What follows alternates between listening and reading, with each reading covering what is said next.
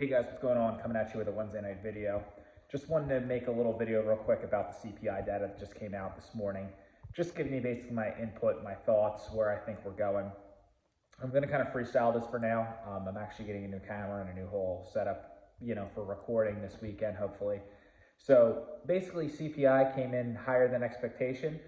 It came in at 9.1% headline. Core came in high. Basically everything came in higher than expected. So it's kind of crazy if you look at it because the market, pre-market, it gets released at 8:30 a.m. Eastern time. It was green pre-market when that news dropped. It went massively red. I think the Dow, the S&P and the NASDAQ dropped, I think, a whole percentage. By the time it opened, people kind of like acknowledged it, digested it, figured it out. And then throughout the day, it was, kind of like stayed stagnant all day. It kind of rallied back up to where it closed previously, and it kind of just stayed there. A lot of my stocks actually did decent. Like, they didn't do well, but they didn't do bad. I think I made money today. I think I made very marginal percent, like 0.8% or something like that. But still, in a day where the highest inflation in over 40 years hits, it's worse than expected, than what analysts thought, and I wound up making money today. So basically what that tells me is that, people had this stuff priced in, even with extra bad news. I think really, especially in mid and small caps, because, per the PEs, they're so cheap right now. Historically, they're trading well under their averages. I think people at this point are just like, you know what, if I have a stock, basically all the paper hand people are out of these stocks. And I think at this point, if you're still in the market with all this turmoil, small and mid caps have been getting hammered for about 18 months. Large caps and mid caps, you could argue 6 to 9 months they've been getting destroyed. There gets to a point where you have no more sellers, and I think we're getting to that point now. So also, I think there's a lot of people that think the Fed they're gonna raise 1% when the Fed meeting is this month. I think it's in 2 weeks, or a week.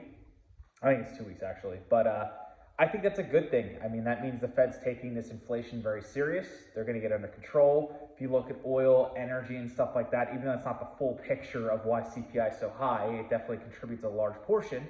The cost of oil per barrel has gone down. It was at like 120, 115 all of June, basically, if you average it. And this month, it's been around like 105 to like $95 a barrel. So it's gone down significantly. So that means gas prices will drop in a couple weeks and stuff like that. But with all that said, that's good. So, I think just from that alone, the next CPI report in August for July should be less than 9.1. So you could argue, oh, maybe we hit a peak in at least headline inflation. We'll see what core inflation does, but that's a start. Because if you look at like what the Fed speaks about as far as like the meetings, they always talk, well, they go back and forth. They sometimes talk about core and they sometimes talk about headline.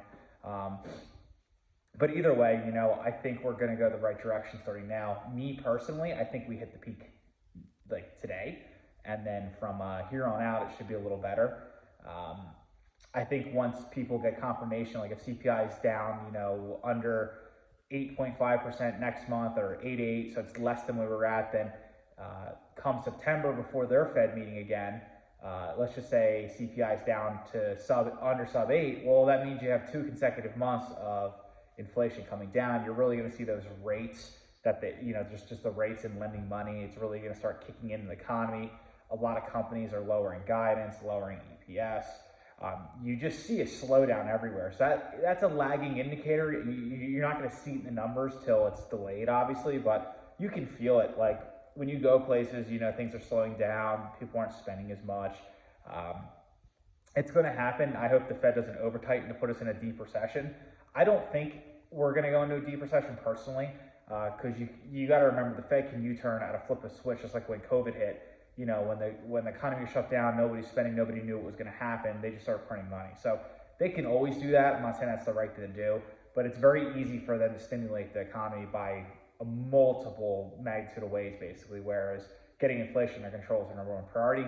They've stated that. And I think they're going to do whatever it takes to get inflation under control. And if that's putting us in a recession, then they're going to be like, so be it. Once we're in it, once inflation's under control, we'll figure out how to get the economy going again. So then the Fed's basically on your side as an investor. So, but that can happen really quick, and nobody knows when that's going to happen. That could happen in 2 months, that could happen in 3 months, it could happen in 6 months, it could happen in 9 or a year. But if you're a long-term investor like myself, you stay in the market and you kind of go from there. So that's really all I got. So I just want to kind of give my CPI review and update. As far as what I'm doing, I'm just buying my favorite stocks.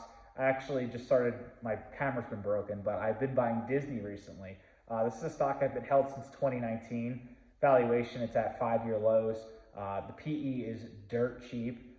Great company, great management team, strong balance sheet. It's one of those companies where, it's a multi-year hold. I've held it since 19, have no plans on selling it, but I'm buying it at prices cheaper than when I was buying it in 2019, which is crazy. So that's what I've been buying recently. I want to make this position a top 5 of mine. If you haven't watched previous videos, I hold about 17 stocks. So this is one I'm going to really make big, especially if we go into like hard times or recession. I mean, Disney's going to figure it out. They're so good. Once China figures out their stuff, opens up the parks over there, once Disney Plus and the streaming service, like they have so many things going right now. So they're doing great. So in my opinion, long term, it's easy money to me. So yeah, that's what I've been buying recently. So I think I've been buying at like 95, 92, 93. My cost base is I think 96, 97. So it's great. Disney a couple months, like a year ago, I think it was close to like 140, 150. Don't quote me on that. I don't know if it pulled up, but it's kind of what's at. So that's what I've been buying recently. Yeah. So until tomorrow, peace.